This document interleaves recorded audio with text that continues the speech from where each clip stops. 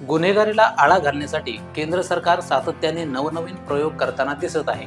त्याच पार्श्वभूमीवर भारतात गुन्हा करून परदेशात पळून गेलेल्या आरोपीपर्यंत पोहोचण्यासाठी गृहमंत्री अमित शहा यांनी मंगळवारी भारत पोल या नवीन पोर्टलची सुरुवात केली आहे।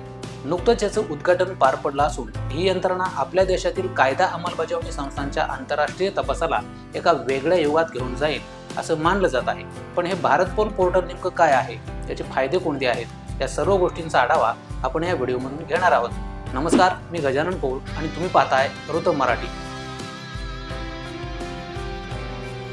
वस्तुतः देशात गुन्हे करून परदेशात पळून गेलेल्या गुन्हेगारांना परत आणून त्यांना शिक्षा करणं हे आजही सुरक्षा यंत्रणांसमोरचं मोठं आव्हान आहे। यासाठी भारतीय एजन्सी इंटरपोल आणि इतर परदेशी सुरक्षा संस्थांची मदत घेतली जाते।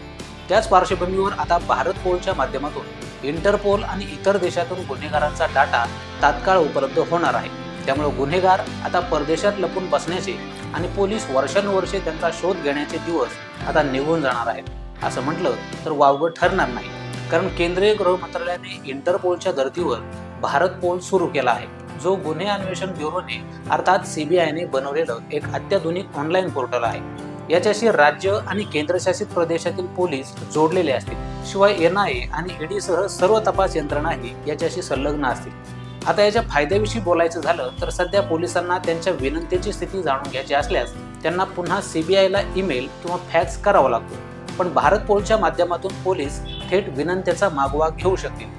यामुळे फरार गुन्हेगारांची माहिती थेट इंटरपोल कडून राज्य पोलिसांना मिळू शकणार आहे। त्यामुळे गुन्हेगारावर कारवाई करणं सोपं होणार आहे।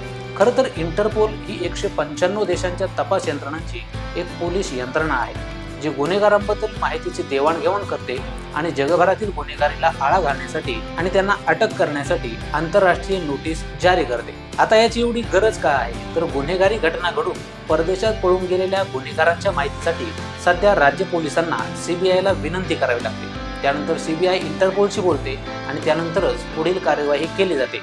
पण या प्रक्रियेस बराच वेळ लागतो।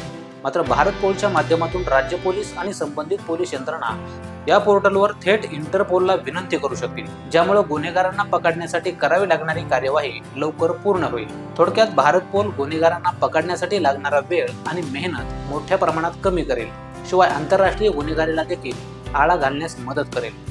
तर केंद्रीय गृहमंत्री अमित शहा यांनी सुरू केलेल्या या भारत पोल पोर्टलविषयी तुम्हाला काय वाटतं ते कमेंट करून जरूर सांगा आणि असेच माहितीपूर्ण व्हिडिओज पाहण्यासाठी ऋतम मराठी न्यूजला सबस्क्राईब करा।